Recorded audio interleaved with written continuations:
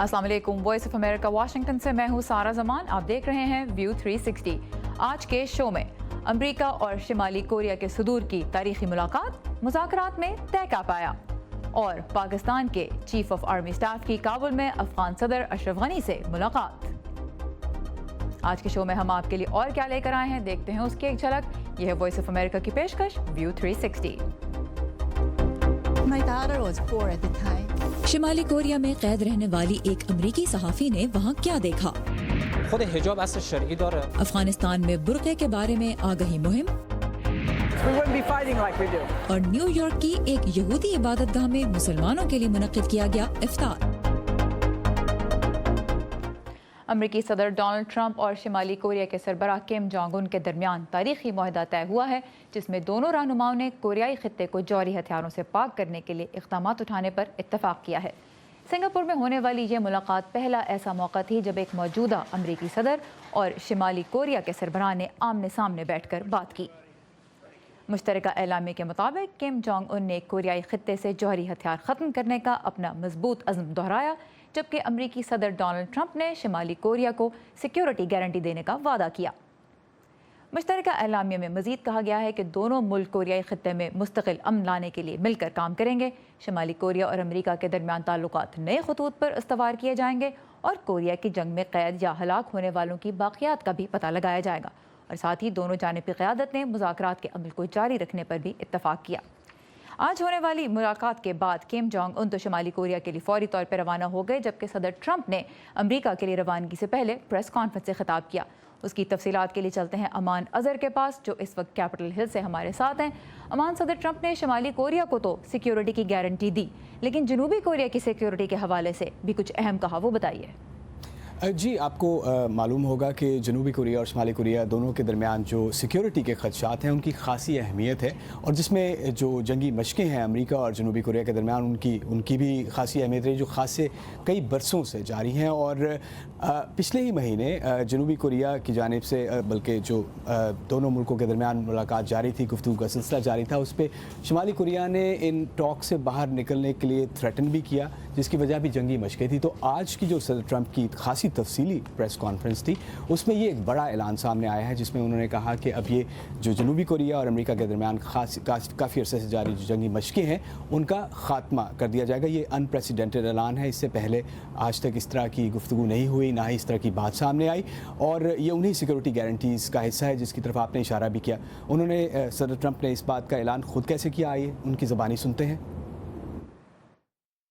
हम जंगी मशकें रोक रहे हैं, इससे हमारा अजीम सरमाया बचेगा। ये जंगी मशकें उस वक्त तक नहीं होंगी जब तक मुस्तकबिल के मज़ाकरात इस नहज पर चलते रहे जैसा हम चाहते हैं। उसके अलावा पाबंदियों के हवाले से भी सदर ट्रंप से खासे सवालात किए गए, जिसके बारे में उनका कहना था कि फ़िलहाल पाबंदियाँ बरकरार रहेंगी, और जब तक अमेरिका और उसके इत्तेहादी ममालिक को इस बात का यकीन नहीं हो जाता कि डीन्यूक्लियराइजेशन या जौहरी हथियारों का ख़ात्मा उस हद तक हो गया है जितना वो चाहते हैं, तब तक जारी रहेगी। बल्कि उन्होंने ये भी बताया कि वो मज़ीद पाबंदियाँ लगाना चाहते थे, लेकिन इस समिट से पहले ये पाबंदियाँ लगाना मुनासिब नहीं था। आइए मज़ीद उन्होंने क्या कहा इस बारे में सुनते हैं।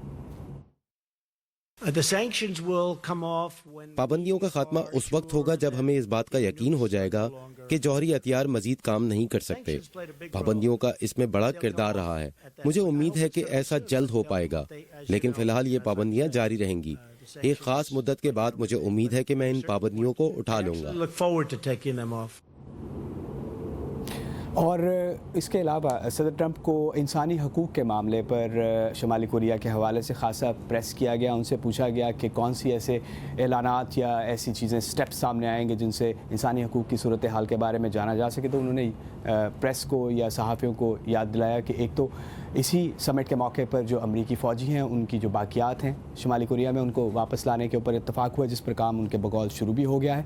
उसके अलावा जो 3 अमरीकी शहरी रिहा किए गए शुमाली कोरिया की जानिब से, उन्होंने उसके बारे में याद दिलाया, और ये भी कहा, ख़ुसूसी ज़िक्र उन्होंने उस नौजवान ऑटो वॉम्बियर का किया जिनको पिछले साल शुमाली कोरिया की कैद से वापस अमरीका लाया गया बीमारी की हालत में, और उनका इंतकाल हो गया। इस बारे में उन्होंने ख़ास तौर पर जिक्र किया, ये सुनते हैं। He's a very special person, and he will be for a long time in my life. His parents are good friends of mine. Auto warm beer ایک بہت اسپیشل فرد تھے اور میری زندگی میں وہ ایک طویل عرصے تک ایک اہم شخص رہیں گے. میرے خیال سے ان کے بغیر ایسا ہونا ناممکن تھا. ان کی موت والے دن کچھ ہوا. یہ اگرچہ انتہائی اندوہناک واقعہ تھا، تکلیف دہ تھا، لیکن اس روز کے بعد سے بہت سے لوگوں نے شمالی کوریا پر توجہ دینا شروع کی. میرے خیال سے اوٹو کی موت رائے گاہ نہیں گئی. آج ہمارے یہاں ہونے کی ایک بڑی وجہ اوٹو وارم بیئر ہیں. People, Otto did not die in vain. He had a lot to do with us being here today. امان، دیکھا جائے تو ایک طرح سے جو اعلامیہ سامنے آیا ہے اس میں کچھ تفصیلات کی کمی بھی ہے، اور جہاں تک کم جونگ ان کی بات ہے تو انہوں نے اپنا عزم دہرایا ہے. اس کا مطلب یہ ہے کہ یہ باتیں وہ پہلے بھی کر چکے ہیں. اس حوالے سے کیا ہم جانتے ہیں کہ جوہری ہتھیاروں کے خاتمے کے لیے کیا اقدامات اٹھائے جائیں گے، اور پھر یہ کیسے یقینی بنایا جائے گا کہ شمالی کوریا ایسا کر بھی رہا ہے یا نہیں؟ اس بارے میں صدر نے کیا کہا؟ دیکھیے، انہوں نے ایک تو یہ آپ کی بات ٹھیک ہے، یہ کرٹیسزم سامنے بھی آیا اور خاص سے سوالات اسی بارے میں تھے کہ اس اعلامیے کے اندر زیادہ اسپیسیفکس نہیں ہے کہ آخر جو ڈی نیوکلرائزیشن ہے یا جوہری ہتھیاروں کا خاتمہ ہے یہ آخر اچیو کیا کیسے جائے گا. جس پہ صدر نے ایک بات تو یہ کہی کہ ان کے بقول جو سائنسی لحاظ سے کچھ وقت لگتا ہے، کچھ عرصہ درکار ہوتا ہے ان ساری چیزوں کو اچیو کرنے کے لیے، اور انہوں نے کہا کہ یہ ایک طویل مدتی عمل ہے لیکن اس کے اوپر یقیناً ہم نے کام شروع کر دیا ہے. دوسرا پوائنٹ انہوں نے اس کا یہ بنایا کہ یہ صرف محض امریکہ اور شمالی کوریا کے درمیان ہی یہ کام نہیں ہوگا، اس کی ویریفیکیشن کے اندر بہت سے لوگ اور بہت سے ادارے شامل ہوں گے. تو انہوں نے اس کا جواب ان دو طریقے اعتبار سے دیا ہے، لیکن انہوں نے اس بارے میں یقیناً یہ بات درمیان میں کہی کہ یہ ایک طویل مدتی عمل ہے، اس کے لیے کچھ عرصہ درکار ہوگا. تو ابھی لگتا ہے کہ یہ وہ معاملات ہیں جن کو ابھی طے ہونا ان کی اسپیسیفکس میں باقی ہے، اور اب مزید اس کے اوپر گفتگو جاری ہوگی دونوں ملکوں کے درمیان. ماضی میں بھی ہم دیکھ چکے ہیں کہ امریکی حکومتوں کے ساتھ، صدر بل کلنٹن کی حکومت کے ساتھ 94 میں ایک فریم ورک ایگریمنٹ کیا گیا تھا جو کہ صدر جمی کارٹر نے کروایا تھا، لیکن اس کی بھی بعد میں شمالی کوریا نے خلاف ورزی کر دی. تو اب دیکھنا یہ ہے کہ آج کے دن جو اعلامیہ جاری ہوا ہے اس پہ کس قسم کے اقدامات، ٹھوس اقدامات ہم دیکھتے ہیں کہ فیوچر میں اٹھائے جاتے ہیں. امان Azhar, thank you very much for the details. اور ایک وقت تھا جب شمالی اور جنوبی کوریا کے درمیان کوئی سرحد نہیں تھی، اور یہ سلطنت جاپان کا حصہ تھا. کوریا کی آزادی کا معاہدہ 1943 میں امریکہ، برطانیہ اور چین کے درمیان ہوا، لیکن یہ پھر دو الگ ملک کیسے بن گئے، آئیے دیکھتے ہیں. دوسری عالمی جنگ کے بعد جب سرد جنگ شروع ہوئی، کوریائی جزیرے کو 38ویں خط الارض کے ساتھ تقسیم کر دیا گیا. شمال کو سوویت یونین کی حمایت حاصل ہوئی، جبکہ امریکہ نے جنوب کی حمایت کی. 1948 میں دونوں اطراف کو سرکاری طور پر نام دیے گئے. شمال کو democratic people's republic of Korea اور جنوب کو ریپبلک آف کوریا کا نام دیا گیا. 25 جون 1950 کو کوریائی جنگ کا آغاز ہوا، جب شمال کی فوج نے جنوب پر حملہ کیا، اور کچھ دنوں کے اندر اندر شمال نے سول پر قبضہ کر لیا. شمالی کوریا کی فوجیں جزیرے کے اوپر کی جانب پیش رفت کر رہی تھیں. اسی دوران امریکی فوج کی قیادت میں اقوام متحدہ کے ایک اتحاد نے مداخلت کی. اس نے شمالی کوریائی فوجوں کو پیچھے دھکیل دیا اور یہاں تک کہ انہیں چین اور کوریا کی سرحد تک پہنچا دیا. چینی افواج شمالی کوریا کی جانب سے جوابی کارروائی میں مدد دینے کے لیے شمال میں داخل ہو گئیں. اقوام متحدہ کی فورسز نے جوابی کارروائی کی. آخرکار مئی 1951 میں دونوں ملکوں کے درمیان سرحد 38ویں متوازی کے ساتھ مقرر کر دی گئیں. جولائی 1953 میں شمالی کوریا نے امریکہ کے ساتھ ایک فائر بندی معاہدے پر دستخط کیے، جس کے تحت جنگ کا خاتمہ ہو گیا. اس لڑائی کے دوران اندازاً 20 سے 40 لاکھ افراد ہلاک یا لاپتہ ہو گئے. اس کے بعد سے کسی رسمی امن معاہدے پر دستخط نہیں ہوئے، جس سے تکنیکی طور پر شمالی اور جنوبی کوریا ابھی بھی حالت جنگ میں ہیں. اور شمالی کوریا کی بات کی جائے تو وہاں پہ میڈیا بہت سی پابندیوں کا سامنا کرتا ہے. انفیکٹ صرف سرکاری میڈیا ہے وہاں پہ جو کام کرتا ہے. اور آج جو مذاکرات ہوئے ہیں ان کے بارے میں اتنا تو ہم جانتے ہیں کہ غیر معمولی طور پہ سنگاپور کے لوگوں کو، ان کو شمالی کوریا کے لوگوں کو یہ تو بتایا گیا ہے کہ ان کے صدر سنگاپور گئے ہیں، لیکن وہاں پہ انہوں نے کیا کیا ہے اس کے بارے میں اب تک جو ہمارے پاس اطلاعات ہیں ان کے مطابق یہی بات سامنے آئی ہے کہ شمالی کوریا کے عوام یہ نہیں جانتے کہ ایگزیکٹلی ان کے صدر سنگاپور کیوں گئے اور وہاں پہ انہوں نے کیا کیا. دوسری جانب شمالی کوریا میں زندگی کیسی ہے اس بارے میں باہر کی دنیا بھی بہت ہی کم جانتی ہے. غیر ملکی صحافیوں کے ساتھ سرکاری اہلکار تعینات کیا جاتا ہے جو انہیں صرف وہی دیکھنے دیتا ہے جس کی حکومت اجازت دے. مارچ 2009 میں 2 صحافیوں یونا لی اور لورا لنگ کو اس وقت شمالی کوریا کے فوجیوں نے گرفتار کر لیا جب وہ ملک سے بھاگنے والوں کے بارے میں چینی سرحد سے عکس بندی کر رہی تھی. انہیں 12 سال قید بامشقت کی سزا سنائی گئی. حال ہی میں نے یونا لی سے ان کی زندگی کے اس باب کے بارے میں بات کی اور پوچھا کہ ایک ایسے ملک میں جہاں اپنے حق کے لیے آواز اٹھانا ناممکن ہے ان پر کیا بیتی. I was holding up myself pretty well until that moment, and when I heard سزا کے اعلان تک میں نے بڑی حد تک اپنے جذبات پر قابو رکھا ہوا تھا، لیکن جب میں نے سنا 12 سال تو میں کمرہ عدالت میں گر گئی اور زور زور سے رونے لگی. جو لوگ شمالی کوریا سے بھاگ کر آئے ہیں وہ لیبر کیمپوں کے خراب حالات کے بارے میں گواہی دے چکے ہیں. مجھے یقین نہیں تھا کہ میں ایسی جگہ 12 سال زندہ رہ سکوں گی. لیکن یونا کی قسمت نے ان کا کچھ ساتھ دیا اور انہیں لیبر کیمپ کے بجائے ایک ہوٹل نما عمارت میں رکھا گیا. میرے خیال میں اس لیے کہ وہ جانتے تھے کہ میں اور لورا صحافی ہیں اور آج نہیں تو کل یا 12 سال بعد اپنے ملک واپس جائیں گی. وہ شاید نہیں چاہتے تھے کہ ہم لیبر کیمپوں کی حقیقت دیکھیں اور اس کے بارے میں بتائیں. all this detailed condition of the labor camp, how it looked like. آپ نے وہاں کیسا نظام دیکھا؟ I grew up in South Korea. میں جنوبی کوریا میں پلی بڑی. وہاں سے شمال کی جانب پروپیگنڈا نشر کیا جاتا ہے. میرے لیے بچپن میں شمالی کوریا بہت برا ملک تھا، لیکن میں نے پھر دیکھا کہ وہاں کی لڑکیاں بھی ویسی ہی ہیں جیسی یہاں کی. وہ بھی میک اپ اور کپڑوں کی باتیں کرتی ہیں، وہ بھی ہماری طرح کی انسان ہے. یہ میرے لیے نیا تھا، لیکن وہاں لوگ بہت برین واچڈ ہیں. میرا تفتیش کار بہت پڑھا لکھا تھا، لیکن اس نے صدر کم جونگ ایل کے بارے میں مجھے جو کہانی سنائی وہ تو دیو مالائی تھی کہ صدر ملک کے کونے کونے میں جا کر ہر شہری کا حال پوچھتے ہیں، کئی بار خود کھانا نہیں کھاتے. لیکن ہم جانتے ہیں کہ ایسا نہیں ہے. ان کے پاس تو زندگی کی ہر سہولت ہے. اس دوران جنوبی کوریا اور امریکہ میں یونا لی اور لورا لنگ کی رہائی کے لیے زوردار مہم چلائی گئی. امریکہ اور شمالی کوریا کے درمیان اس موضوع پر مذاکرات کئی بار ناکام ہوئے، لیکن 4 اگست 2009 کو سابق صدر بل کلنٹن نے شمالی کوریا کا دورہ کیا اور اس وقت کے صدر کم جونگ ایل کو آمادہ کر لیا کہ وہ ان 2 صحافیوں کو رہا کر دیں.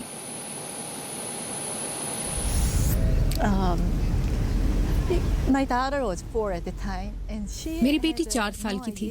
اس کو نہیں پتا تھا کہ ماں کیوں گھر نہیں آ رہی. ہم نے اسے چھپایا ہوا تھا. جب میں جہاز سے اتری تو اس نے انتظار کیا کہ وہ میرے پاس آئے، لیکن وہ ہچکچا رہی تھی. میں نے پوچھا، کیا تمہیں میں یاد ہوں؟ مجھ سے گلے ملو گی؟ اسے میرے گلے لگنے میں کچھ وقت لگا. وہ بہت کنفیوز تھی. A few seconds for her to come to me and then gave me a hug. So as the United States and North اب جبکہ امریکہ اور شمالی کوریا ایک تاریخی ملاقات کر رہے ہیں، آپ کے لیے سب سے اہم کیا ہے؟ Hopefully we will have a better relationship with North Korea. امید ہے ہمارے تعلقات بہتر ہوں گے اور شمالی کوریا کے لوگوں کو امریکہ سے خبروں، معلومات اور کتابوں تک رسائی ملے گی تاکہ وہ آزادی سے سوچ سکیں. Information outside of their country. یونا لی نے شمالی کوریا میں قید میں گزرے 140 روز کی کہانی پر The World is Bigger Now کے نام سے ایک کتاب بھی لکھی ہے. وہ اب وائس آف امریکہ کی کورین سروس کے لیے کام کرتی ہیں. اور جہاں تک پاکستان کی بات ہے تو پاکستان نے سنگاپور میں ٹرمپ کی ملاقات کو خوشائن قرار دیا ہے. پاکستانی وزارت خارجہ کے ترجمان محمد فیصل نے ٹویٹر پر ایک پیغام میں اس توقع کا اظہار کیا کہ یہ ملاقات خطے میں امن و استحکام لانے میں کامیاب ہوگی. پاکستانی فوج کے سربراہ جنرل قمر جاوید باجوہ نے آج افغان صدر اشرف غنی کی دعوت پر کابل کا دورہ کیا ہے. تفصیلات کے لیے بات کرتے ہیں اسلام آباد میں ہمارے نمائندہ محمد اشتیاق سے. اشتیاق، یہ بتائیے گا کہ آج جو ملاقات ہوئی ہے اس میں کن موضوعات پر بات چیت کی گئی؟ جی، پاکستانی فوج کے سربراہ جنرل قمر جاوید باجوہ اپنے وفد کے ہمراہ یہ دورہ افغان صدر کی دعوت پر کر رہے ہیں. جو ملاقات ہوئی ہے اس کی اب تک جو تفصیلات سامنے آئی ہیں اس میں 2 طرفہ تعلقات کے علاوہ خاص طور پر افغانستان میں امن و مصالحت کے لیے کی جانے والی کوششوں پر تبادلہ خیال کیا گیا ہے. ان کی روانگی سے قبل پاکستانی فوج کے ترجمان نے ایک بیان میں کہا کہ پاکستان افغان حکومت، امریکہ اور نیٹو فورسز کی طرف سے افغانستان میں امن و مصالحت کی جو کوششیں کی جا رہی ہیں ان کی نہ صرف حمایت کرتا ہے بلکہ ان کی کامیابی کا بھی خواہاں ہے. تو یہ ایک دورہ ایک ایسے وقت بھی ہو رہا ہے جب گزشتہ ماہ کے اواخر میں ایک اعلیٰ سطحی افغان وفد بھی پاکستان آیا تھا اور اس میں بھی اہم جو بات چیت تھی وہ افغانستان میں امن و مصالحت کے حوالے ہی سے تھی. 2 طرفہ تعلقات اگرچہ تناؤ کا شکار رہے ہیں لیکن حالیہ جو مہینے ہیں اس میں دیکھا گیا ہے کہ ان رابطوں میں اضافہ ہوا ہے. خاص طور پر 6 اپریل کو جب پاکستان کے سابق وزیر اعظم شاہد خاقان عباسی نے عسکری قیادت کے ہمراہ کابل کا دورہ کیا تھا. پاکستان اب تک یہ کہہ رہا ہے کہ افغانستان میں جو امن و مصالحت کی کوششیں ہیں اس میں ہر ممکن کردار ادا کرنے کو تیار ہے. یہ موقف پہلے بھی وہ اس کا اعادہ کرتا رہا ہے لیکن اب اس کو شک کی نگاہ سے دیکھا جاتا رہا ہے. ٹھیک، محمد اشتیاق ہمارے ساتھ تھے اسلام آباد سے. اشتیاق اس اپڈیٹ کے لیے شکریہ. اور پروگرام کو آگے بڑھاتے ہیں. افغانستان میں برقعے کے بارے میں شروع کی گئی ہے ایک آگہی مہم اور نیو یارک کے ایک یہودی سیناگوگ میں منائی گئی افطار کی دعوت. اس سب کے بارے میں آپ کو بتائیں گے ہم کچھ ہی دیر میں. فی الحال آئیے دیکھتے ہیں کچھ اہم بین الاقوامی خبروں کی جھلکیاں آج کے ورلڈ ویو میں. روس میں ہونے والے فیفا ورلڈ کپ 2018 کے میزبان شہر وولگوگراڈ میں پیر کو ایک مسافر کشتی کے سامان لے جانے والی کشتی سے ٹکرانے سے کم 11 افراد ہلاک ہو گئے ہیں. حکام کے مطابق بحری جہاز پر سوار تمام 16 افراد روسی تھے. 5 افراد کو زندہ بچا کر ہسپتال پہنچایا گیا ہے. جاسوسی کے الزام میں میانمار میں قید خبر رساں ادارے روئٹرز کے 2 رپورٹرز کے مطابق ان پر تفتیش کے دوران غیر انسانی سلوک روا رکھا جا رہا ہے. رپورٹرز کا کہنا ہے کہ دسمبر میں گرفتاری کے فوراً بعد مسلسل 3 روز تک ہر 2 گھنٹے بعد تفتیش کے ذریعے انہیں نیند سے محروم رکھا گیا اور ان پر ذہنی اور جسمانی تشدد کیا گیا. دونوں صحافیوں پر اس وقت جاسوسی کے الزام میں مقدمے کی کارروائی جاری ہے. الزام ثابت ہونے پر دونوں کو 14 سال کی قید ہو سکتی ہے. سال 2018 میں پیدا ہونے والے پانڈا کے جڑواں بچوں کے 2 جوڑوں کی چین کے جنوب مغربی شہر چنگڈو میں دیکھ بھال کی جا رہی ہے. پانڈا کی حفاظت پر مامور حکام نے بتایا ہے کہ 23 مئی کو یہاں موجود مادہ پانڈا نے سب سے پہلے جڑواں پانڈاز کو جنم دیا جو 2018 میں پیدا ہونے والے سب سے پہلے پانڈاز تھے. اس کے بعد 5 جون کو اسی جگہ ایک اور جوڑے کی پیدائش ہوئی. تمام بچے صحت مند ہیں اور ان کی بھرپور دیکھ بھال کی جا رہی ہے. تھائی لینڈ کے قدیم دارالحکومت ایودھیا میں اس وقت ایک دلچسپ منظر دیکھنے میں آیا جب آئندہ ہونے والے فیفا ورلڈ کپ میں غیر قانونی جوئے کے خلاف ایک مہم کے تحت مقامی طلبہ اور ہاتھیوں کے درمیان ایک فٹ بال میچ کھیلا گیا. ان ہاتھیوں پر دنیا کے مختلف جھنڈے پینٹ کیے گئے تھے. ایک بہت بڑی گیند کے ساتھ کھیلتے ہوئے یہ ہاتھی اس گیم کو 2-1 کے مقابلے میں جیت گئے.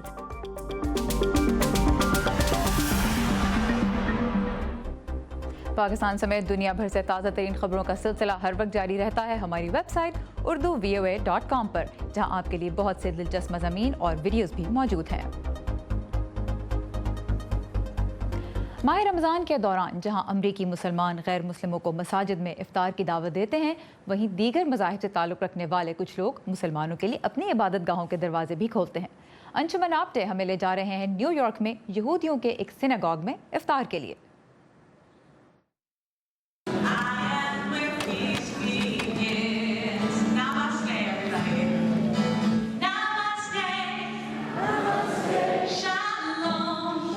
نیو یارک کے سیناگوگ ٹیمپل ایمانویل میں سر ملا رہے یہودی اور مسلمان نیو یارکرز ایک ہی آواز میں مذہبی ہم آہنگی کا پیغام دے رہے ہیں.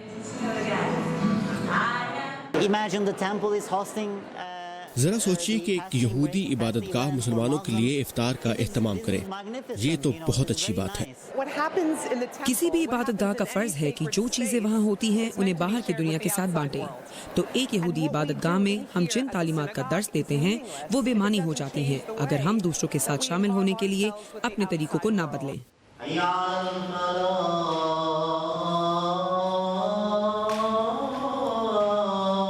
پچھلے 3 سالوں سے نیو یارک کی انٹرفیتھ تنظیم مسلم جوئش سالیڈیرٹی کمیٹی یہ ایونٹ آرگنائز کر رہی ہے.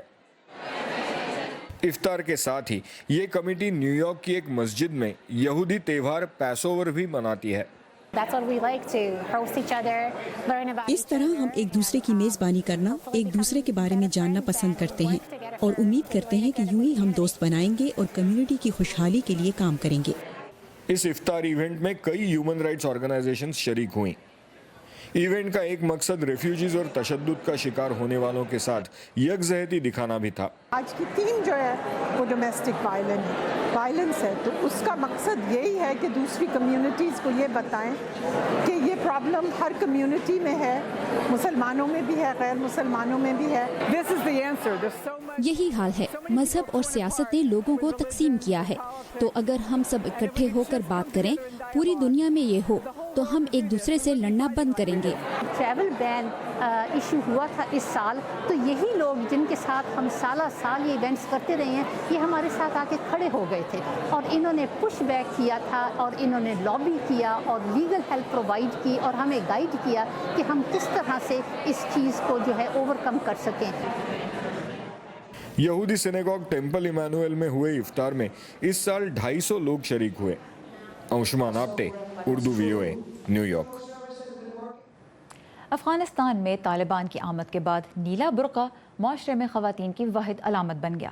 آج افغانستان کی سڑکوں پر برقعے تو اور بھی رنگوں کے نظر آتے ہیں، لیکن یہ لباس اب خودکش بمباروں کی پسند بھی بن گیا ہے جو خواتین کے بھیس میں حملے کرتے ہیں. افغانستان میں اب کچھ نوجوانوں نے برقعے کا استعمال ختم کرنے کے لیے سن بہائنڈ کرٹن یا پردے کے پیچھے سورج کے نام سے آگہی مہم شروع کی ہے. مزید جانتے ہیں اس رپورٹ میں. کچھ لوگ یہ دعویٰ کرتے ہیں کہ روایتی برقع جو خواتین کو سر سے پیر تک ڈھانپ دیتا ہے کبھی بھی افغان ثقافت کا حصہ نہیں رہا تھا. در دوران حکومت طالبان خواتین کے لیے لمبا برقع طالبان کے دور اقتدار میں لازمی بنایا گیا تھا. ہم برقعے کے پس منظر پر روشنی ڈالنا چاہتے ہیں کیونکہ برقع پہننا ہماری ثقافت کا حصہ نہیں ہے اور ہم اس سے گریز کر سکتے ہیں. فرزانہ سادات نوجوان لوگوں کی اس بڑھتی ہوئی تعداد کا حصہ ہیں جو برقعے کے زبردستی استعمال کو رد کرتی ہیں. ان کی خواتین کے حقوق پر روشنی ڈالنے کے لیے چلائی جانے والی سن بہائنڈ کرٹن نامی مہم ایک تصویری نمائش کے ذریعے دکھاتی ہیں کہ کیسے اس لبادے نے خواتین کو گمنام اور بے چہرہ شہریوں میں تبدیل کر لیا ہے. مہم کے منتظمین کا کہنا ہے کہ برقعے کو دہشت گردوں اور کچھ ایسے لوگوں نے جو قانون توڑنا چاہتے ہیں بہت مؤثر طریقے سے استعمال کیا ہے. برقع استعمال کر کے اور خواتین کا بھیس بدل کر بدقسمتی سے بہت سے برے اقدامات مثلاً بدکاری، لوٹ مار اور خودکش حملے ہو رہے ہیں، اور بدقسمتی سے ایسا ہو رہا ہے کہ خواتین کے ساتھ احترام کے برتاؤ کے باعث برقع پوشوں کو چیک نہیں کیا جاتا.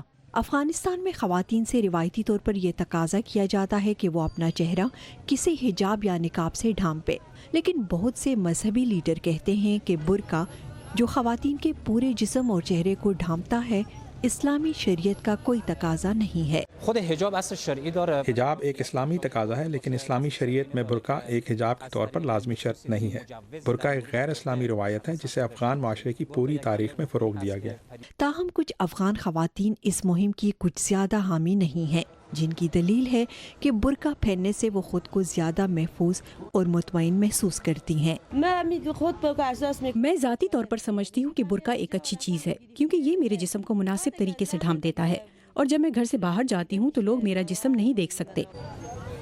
افغانستان کے دور دراز علاقوں میں بہت سی خواتین کو معاشرتی دباؤ اور الگ تھلگ کر دیے جانے کے خوف سے برقع پہننے پر مجبور کیا جاتا ہے.